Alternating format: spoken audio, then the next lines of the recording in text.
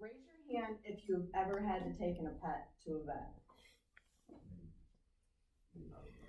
So, in the path of veterinary science, I myself am a certified vet assistant. I work with a licensed vet tech and a doctor. So, this is my everyday job. I will show you how to restrain a dog, which Sky will end up doing while I perform the checkup. And then I will show you how to take a heart rate and a respiratory rate, and I will tell you how to do a rectal temperature, because occasionally it does make people queasy. How you restrain a small dog, like in this situation, because she is small, you take one hand, put it up against her face like this, then you wrap your arm like this. Sky, the important thing for you to do is keep like that and keep paying attention so that if anything were to happen, the dog cannot bite you or another person. It is like a big old doggy hug. Rectal temperatures we take with a little thermometer, and we do it, of course, in the dog's butt. This is why it usually makes people queasy, but we do not take an oral or an aural temperature. Oral is mouth, aural is in your ear, because ear-wise the dog can have an ear infection and it could hurt, or the dog will not stay still, and aural, the dog, you really can't get it to say ah. A normal temperature for large and small dog would be 101 to 102.5, give or take. Any higher or lower, it's not always the best, but we do not really get too concerned if it is just like 0.5 under or 0.5 over. Heart rate. A normal heartbeat of a dog is considered a sinus arrhythmia, like how our heart goes love-dub, love-dub, love-dub in a constant rate. A dog's is not constant.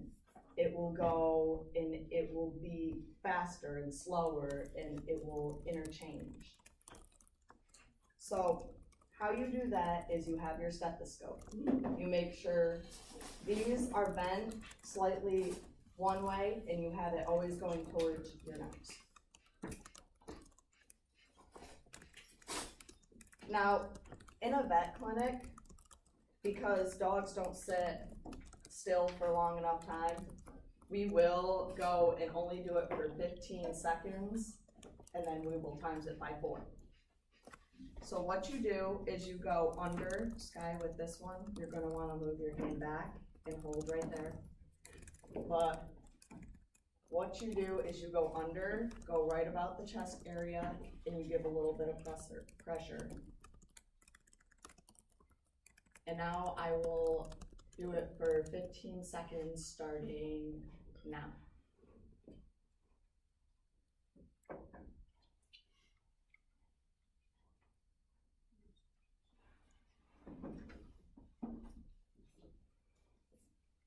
Okay, with that, I had 17 beats for those 15 seconds, which now we would multiply it and put it down on our charts, what it would be, the multiplied version. A normal heart rate for a dog is 60 to 100 beats per minute resting, 100 to 140 for a dog like this, and 60 to 100 for a larger dog. But that's how we do the heart rate. Next, I will take the respiratory rate, the breathing. Respiratory rate for a dog would be 10 to 35 breaths per minute, which we'll go and take it from the side, so you can move your hand back up. It is unusual for a dog to be its head low, panting, gasping for breath. So we look for that before we even start to take it. But the 10 to 35 breaths is normally at a resting rate, so the dog's not panting, not breathing hard. But like I said, it's the same thing for the stethoscope, ears to nose, put it in your ear, and we usually will do it for 15 seconds again because it gives you about where it is.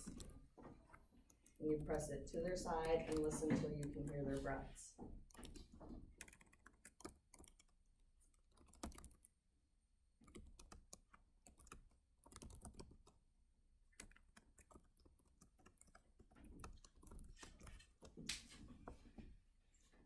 Now, like I said, for a dog, it's normal to have 10 to 35 breaths per minute.